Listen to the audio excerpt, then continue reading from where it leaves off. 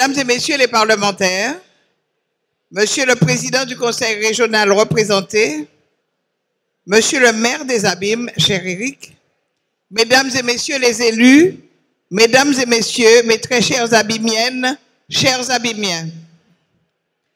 Parfois, les mots ne parviennent qu'imparfaitement à traduire les sentiments et les émotions quand ceux-ci sont intenses et profonds.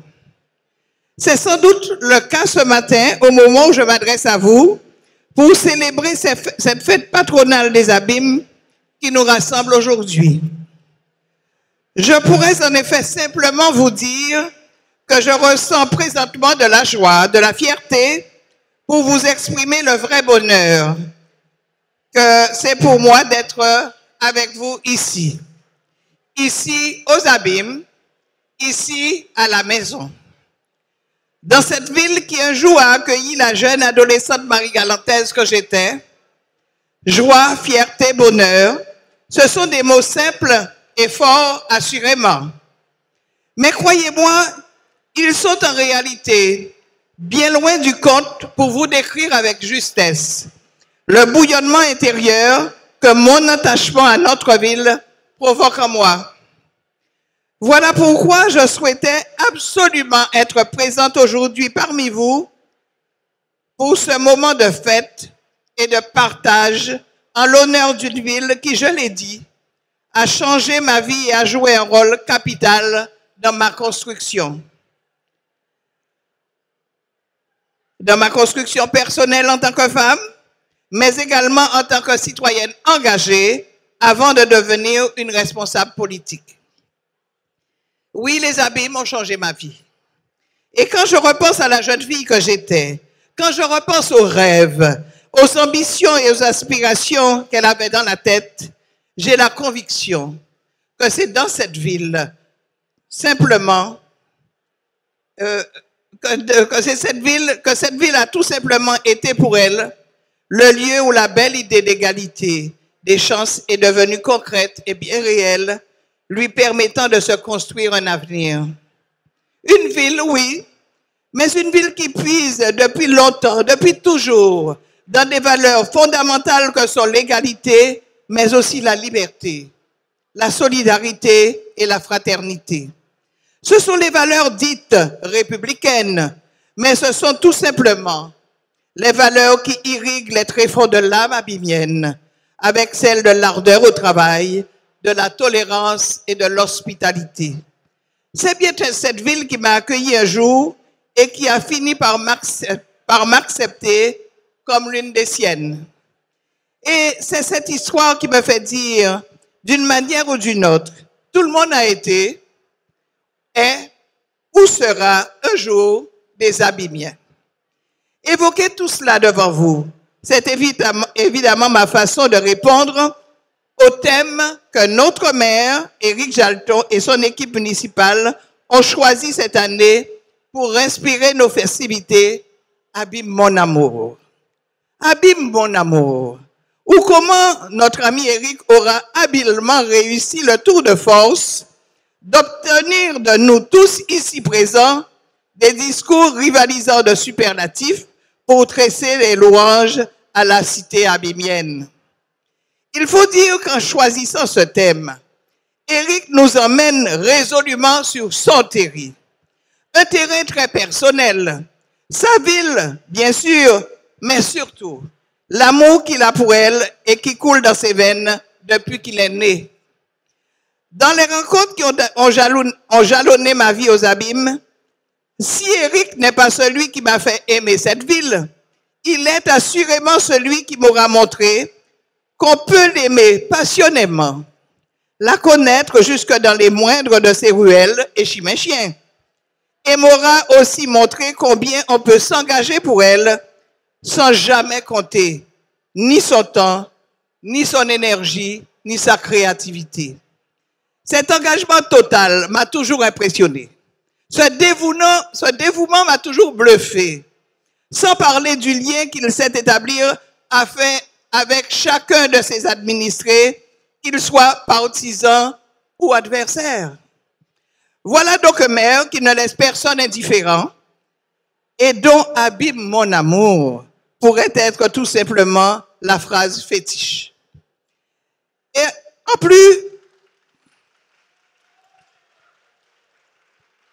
plus, je l'ai dit tout à l'heure, qu'il me pardonne d'insister en me répétant, en choisissant un thème, Éric est d'une habileté remarquable. Car lorsqu'on dirige une collectivité dite majeure, comme moi, le conseil départemental, Monsieur le maire vous invite certes à déclarer votre amour pour sa ville. Mais c'est pour mieux vous rappeler qu'il n'y a pas d'amour sans preuve d'amour. Et nous tous qui avons été, je l'espère, amoureux au moins une fois dans notre vie, nous savons combien cela peut être vrai. Et dans la vie politique, comme dans la vraie vie du reste, cette maxime installe des relations aussi solides qu'exigeantes. Je parle bien évidemment d'expérience. Moi qui ai à présider le conseil départemental de toute la Guadeloupe, tout en étant moi-même une élue abîmienne d'un canton partagé entre les Abîmes et le Gosier. C'est un challenge. C'est celui que je m'efforce de relever depuis maintenant 4 ans, penser et agir Guadeloupe sans jamais oublier d'où je viens, ni qui m'a porté aux responsabilités que j'exerce. Penser et agir Guadeloupe, tout en ayant pleinement conscience que les Abîmes sont un territoire important et stratégique pour notre département. Oui, penser et agir Guadeloupe sans qu'il n'y ait aucune contradiction à soutenir les Abîmes, ni aucune autre commune dans notre archipel d'ailleurs. C'était mon engagement en accédant à la présidence du département, et je ne crains pas de dire que je m'y suis tenu, et avec moi, les élus départementaux des Abîmes de la majorité départementale. Que ce soit Chantal Léus, Eliane Guirougou, Faber Micheli, Rosan Rosuel, ils ont été et ils demeurent à mes côtés. Chacun dans son rôle, chacun dans sa partition, dans des responsabilités éminentes, qui au chevet de nos seniors et des personnes en situation de handicap pour Chantal, par ailleurs tellement engagés dans le redressement de notre CHU, qui en accompagnement et en soutien de nos familles et de nos enfants pour Eliane, moteur efficace de la nouvelle conférence territoriale de l'action sociale et familiale, qui en la présidence déléguée du SDIS pour Faber, remarquable de la conduite quotidienne de ce service public essentiel pour notre population, qui à la présidence de notre commission sport et jeunesse pour Rosan, qui en fait un pilier de notre politique de cohésion sociale. Et je veux tout de même citer Louis Galantine, qui même s'il s'est éloigné de nous, demeure le président de la commission logement de notre collectivité. Quand viendra pour nous l'heure des bilans, je crois pouvoir dire que nous pourrons regarder les Abîmiennes et les Abîmiens dans les yeux en leur disant que nous avons travaillé. Pour la rénovation urbaine dans laquelle le conseil départemental s'est fortement engagé, pour l'eau potable, donc nous connaissons tous le caractère vital et pour laquelle le conseil départemental est la première collectivité à s'être massivement engagée dès 2015 à mon arrivée aux responsabilités. Pour le réseau routier stratégique, pour l'aménagement du territoire, pour le CHU, l'actuel et pour le futur, pour l'équipement de l'ensemble des collèges abîmiens ou encore le soutien aux associations qui renforcent et font vivre le social. Et puis quand on aide, on le fait discrètement. Nombre de personnels de mon canton sont aidés en toute discrétion, par respect et en toute humilité. Pour tout cela et bien d'autres choses encore, nous avons répondu présent.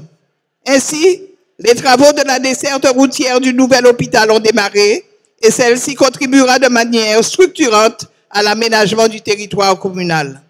L'année prochaine, nous démarrerons les travaux de confortement parasismique du collège de Rézé. En 2020 se termineront les travaux de notre maison de l'enfance que nous avons tenu à rebâtir aux Abîmes. Enfin, je rappelle que c'est aux Abîmes que nous commencerons l'année prochaine les travaux de notre future cité administrative qui regroupera sur le même site l'ensemble des services de l'agglomération pointoise. Incontestablement, depuis 2015, le conseil départemental aura contribué à renforcer l'attractivité et le rayonnement des Abîmes. Incontestablement, il aura, je crois, montré qu'il y a eu tant de preuves d'amour. C'est donc qu'il y a bien de l'amour et beaucoup d'amour.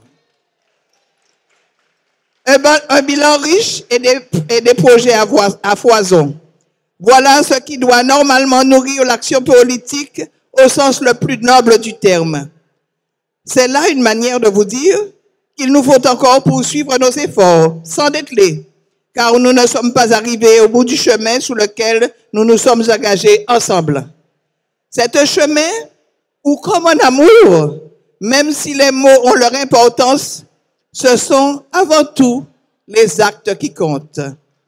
Un chemin où l'expérience et la vision pèsent assurément davantage que les postures et les démarches plus personnelles que collectives.